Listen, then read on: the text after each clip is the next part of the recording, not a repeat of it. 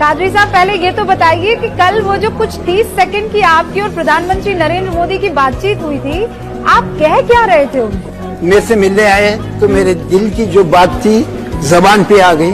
मैं इनको बोला कि मैं कांग्रेस गवर्नमेंट में 5 साल तक अप्लाई करते रहा, मेरे को उसका कोई रिजल्ट नहीं मिला, कोई रिप्लाई नहीं मिला। उसके बाद आपकी गवर्नमेंट आने के बाद मैं अप्लाई करना छोड़ दिया, क्योंकि एक बार अप्लाई करने के लिए 12,000 का खर्चा आता था। 5 साल तक अप्लाई करते रहा, तकरीबन 12-15 60,000 रूपए मेरा खर्च हुआ, फिर भी मेरे को कोई रिजल्ट नहीं मिला। उसके बाद बीजेपी गवर्नमेंट जो आई तो मेरी उम्मीद पूरी टूट गई, क्योंकि बीजेपी के लोग को खुश नहीं देते, से नफरत करते हैं। इसलिए मैं ये सोच के खामोशी अख्तियार कर लिया, कोई अप्लाई नहीं करा। मगर 25 जनवरी को होम मिनिस्ट्री के जॉइंट सेक्रेटरी फोन करके बोले कि बधाई हो, आपको शिल्प गुरु अवार्ड है तो मंजूर हुआ है।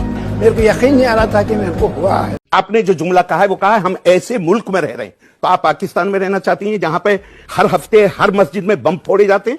आप सीरिया में रहना चाहती हैं? आप यमन में रहना चाहती हैं? आप कौन से मुल्क में रहना चाहती हैं जहां लोगों के इंटरेस्ट जो हैं महफूज हैं? और मुझे कोई एक मुल्क का नाम बता दिए। आप जिस मुल्क में रह रही हैं वो मुल्क वो है जहां देवबंद वालों को इसकी इजाजत है। ये किताब देवबंद में सिलेबस का हिस्सा है। ये किताब, इसमें जिहाद, कुरान कहता है लड़ने की इजाजत सिर्फ उनको दी जाती है जिनके खिलाफ लड़ाई लड़ी गई है, उन पर जुल्म किया गया है, उनको उनके घरों से निकाला गया है। और देवबंद क्या बताता है जिहाद का मकसद क्या है? शरीयत में जिहाद दीन हक की तरफ बुलाने और जो उसे कबूल ना करे उससे जंग करने को कहते हैं। ये देवबंद में। और इस किताब को बच्चा जब आता है तो वो यूं करके आंखों पे लगाता है, चुपो, उसको कहते हैं ये अल्लाह का कानून है। ये नहीं कहते कि देवबंद वालों की राय है।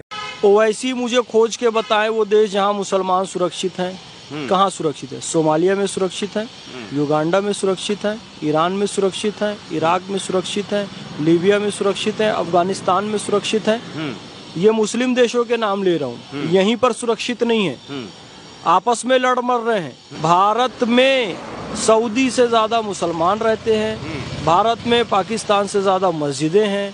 उसके बाद भी आप ये कहें कि यहाँ पर मुसलमान असुरक्षित है तो उनको शर्म से डूब मरना चाहिए। मैं तो कहता हूँ ओवैसी 2 रकात शुक्राने की नमाज पढ़ें कि अल्लाह ने उनको सरजमीन हिंद पर पैदा किया जहाँ मुसलमानों का हर फिरका सुरक्षित है। हर मुसलमान को अपने दिल से ये खौफ निकाल देना चाहिए कि बीजेपी हमारे लिए नुकसान करेगी या हमारा कोई लॉस होगा। आप देखिए 10 साल से बीजेपी जुड़ी हुई है, इसमें सत्ता में है, तो क्या नुकसान हो गया मुसलमानों का? 3 तलाक कितनी बड़ी चीज़ थी जिससे डर, खौफ महिला के दिल में रहता था कि आज मेरा घर टूट जाएगा, आज मैं बेघर हो जाऊंगी। लेकिन आज वो सब टेंशन फ्री हैं। सो कितनी लोगों ने उनको दुआएं दी होंगी मोदी जी को इसके लिए। राजनीति नहीं करती है, ये राष्ट्र नीति करती है।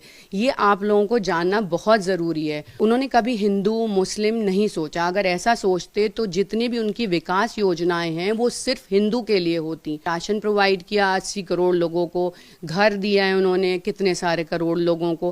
क्योंकि मोदी जी का जो विजन है वो काफ़ी वाइड है, वो वाइड विजन के साथ चल रहे हैं जो लोगों को समझना चाहिए।